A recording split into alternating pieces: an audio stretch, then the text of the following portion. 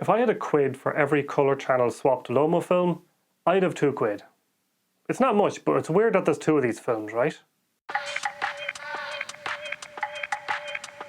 Given my expert opinion on Lomochrome Purple, Lomochrome Purple looks like deep fried ass. I thought that my opinion on Lomochrome Turquoise would be just as valuable to everybody. So Lomochrome Turquoise is another colour channel swapping film, available in 35mm and 120 formats, and it gives some crazy colour shifted results. It does this by swapping the red and blue dyes, so the red layer releases a yellow dye instead of its normal cyan, and the blue layer releases the cyan dye instead of its normal yellow dye. The green layer is unaffected and creates the magenta dyes as normal. We can see this happening by looking at a colour chart shot on Lomochrome Turquoise, where we can see the red and blue squares are swapped around compared to a normal picture. You can also achieve this effect digitally by swapping the red and blue channels in post. Anyway, enough about the film, it's time to try it out, so I loaded some up and headed out shooting.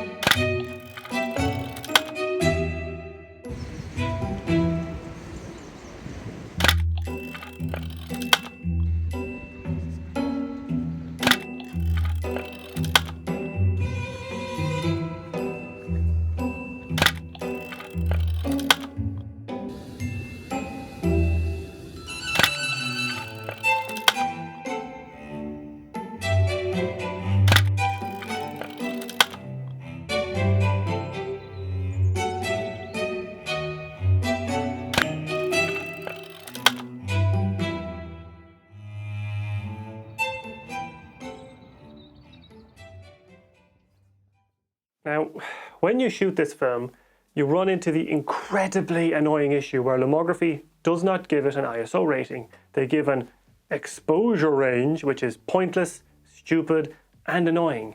The film has an ISO rating by definition, but they don't give it to us. So for these films, I like to just split the difference from 100 to 400 and shoot it at 200 ISO. They also do this on the Lomo Purple and Metropolis stocks as well, and it's really annoying, you know. Lomography, stop it. Get some help. As for getting the film developed, it's actually really easy because this is a C41 color negative film, so you can have it developed in any lab that does color negative processing, which is pretty much all of them. For my film, I actually developed it in my Jobo using the Fuji Hunt C41 5-litre kit that I use for all of my C41 films. After developing, we can see that the film doesn't actually have a normal orange base like most C41 films. Instead, it has this weird greeny brown base. Now, this might not cause issues, but if you're getting this scanned at a normal lab, you can actually run into problems where the scanner doesn't know how to deal with this color of base, and it can throw off the color of your scans quite a lot. This is also something we saw with the Harman Phoenix films, where a lot of scans looked kind of poor because they weren't handling this base correctly.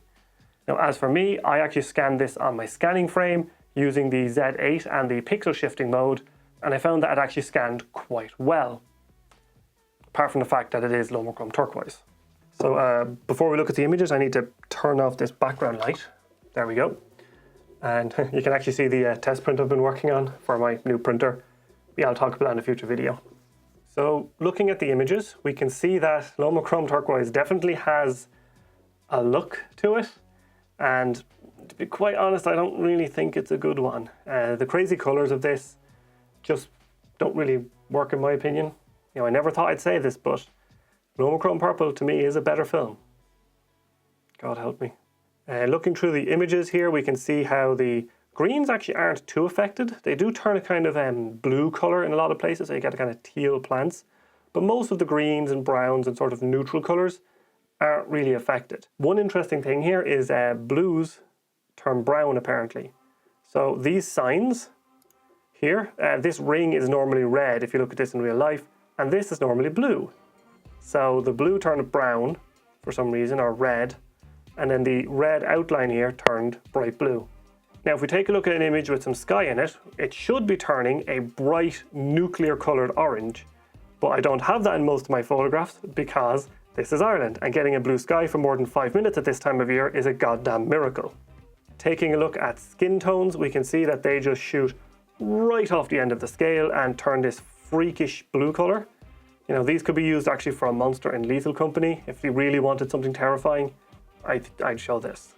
And when it comes to the grain, it is pretty chunky. If we zoom into 100%, we can really see that this is quite a grainy film. It's not on the level of like Harman Phoenix grain for colour negative films, but it is definitely a lot grittier than most normal colour negative film like Kodak Gold. Now, if you want to shoot this film and have a medium format camera, I would recommend shooting medium format, as it makes the grain a lot more manageable, and it also helps the bad tonal range a bit as well. And the fact that you only have to struggle through at most 16 shots before you get back to shooting a normal film, like XP2.